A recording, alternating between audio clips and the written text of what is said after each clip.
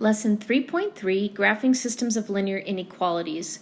So a solution of a system of inequalities is an ordered pair that satisfies each inequality. So we know an ordered pair might be something like 3, -5.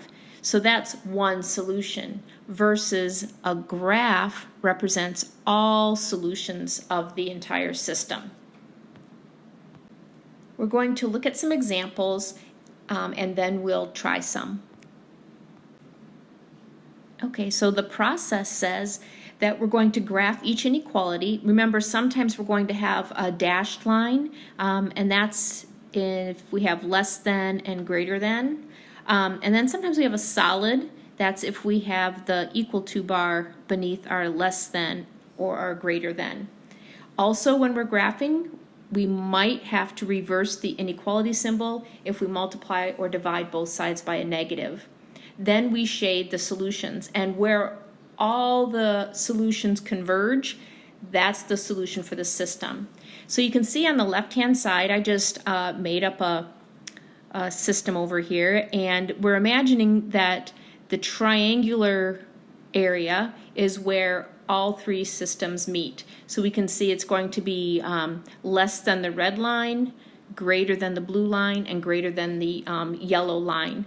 And this is called a bounded solution.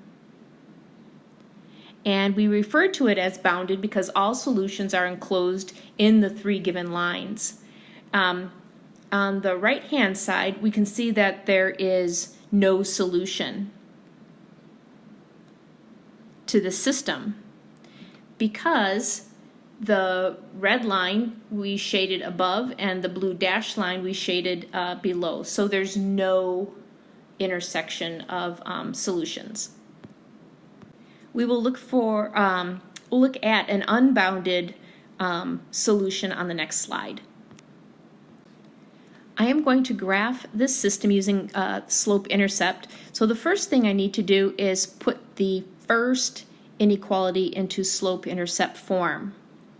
So I subtract 1 from both sides, so I end up with y is less than or equal to x minus 1. So we plot the y-intercept, -1, and my slope is 1, so I'm going to use 3 over 3, so I'm going to go up 3, 1, 2, 3, over 3, 1, 2, 3, and then I'm also going to use -3 over -3, go down 3, 1, 2, 3, to the left 3, 1, 2, 3. I have an equal to, so I will connect with a solid line. Next, I'm going to go over to the second inequality, and we're going to plot the +1. And I have a slope that says to go down 2 over 1. So 1, 2 over 1. And then I'm going to go the opposite. I'll do +2, -1. So I'm going to go up to 1, 2, and over 1. And this one is dashed because there's no equal to. The next thing we're going to worry about is the shading. Okay, so I left off with this inequality, so we're going to shade this one first. It says y is less than, so all the y's that are less than -2x plus 1, we shade. Then we'll go to the next inequality, and it says y is less than or equal to, and less than, the black, all the y's that are less than.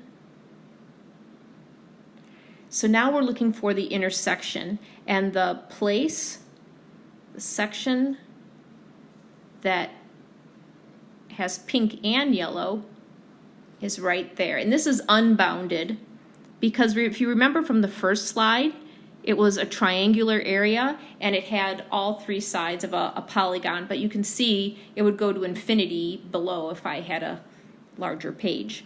Okay, we're going to try one more and then we'll be done. Actually, before we go on to the next example, let's check out some of these solutions. So we have a point that is on the solid line, so it says it's equal to. So we would think that that's going to work, and that ordered pair is 0, -1. So if we put 0, -1 back into both of these inequalities, we end up with -1 plus 1 less than or equal to 0. 0 is less than or equal to 0 is a true statement. We put that same ordered pair into the next inequality. -1 is less than -2 times 0 plus 1. -1 is less than 1. That is also true. And that is because it's a solid line. Let's try a point that's on the red dashed one. So we're going to try the ordered pair 0, +1. Okay, so 0, +1. So 1 plus 1 less than or equal to 0. 2 is less than or equal to 0 is false. And then we put 1 is less than -2 times 0 plus 1. 1 is less than +1, that is also false. So any point that falls on that dashed line is not a solution. So a point in the shaded green area should work. So if we used 1, -3, which is right around in here, 1, -3, this should actually work. So at the top of the page, I put in our y value of -3, the x is equal to 1, -2 is less than or equal to 1 is true. Then I put it into the second inequality, -3, here's my 1, -3 is less than -1 is also true. So the shaded green area. So anything on the solid line works, and in the green shaded region. So the solution on the solid line, but it has to be down in this section where the green highlight is. This point up here would not work because it's not in the area where the pink and the yellow converge. While there are different methods to use to graph an absolute value linear inequality, we can use this basic method in this lesson. So if you remember, we can determine the vertex by using HK.